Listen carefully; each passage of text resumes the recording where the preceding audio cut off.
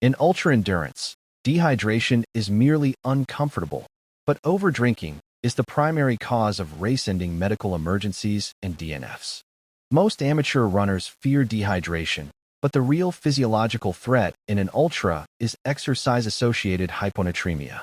This happens when you aggressively drink water to a schedule, diluting your blood sodium levels until your brain swells. It shuts down more races than dehydration ever will. Stop guessing and establish your baseline. Perform this 60-minute gold standard test at race intensity. Weigh yourself nude before and after.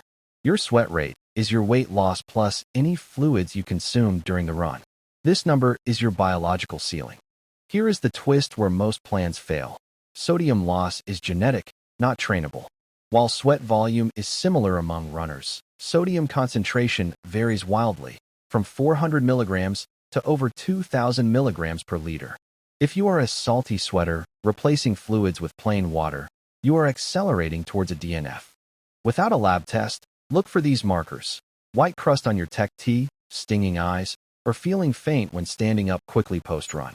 If this is you, you must decouple hydration from electrolytes, supplementing sodium independently of your water intake.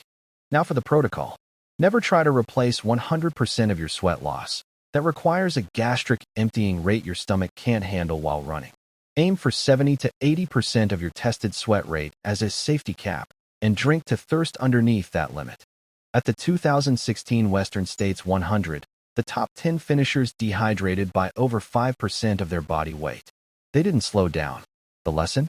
In high heat, prioritize external cooling, ice bandanas, wet skin, over excessive drinking. Your body defends blood volume better than you think. Measure your loss, cap your intake, finish strong.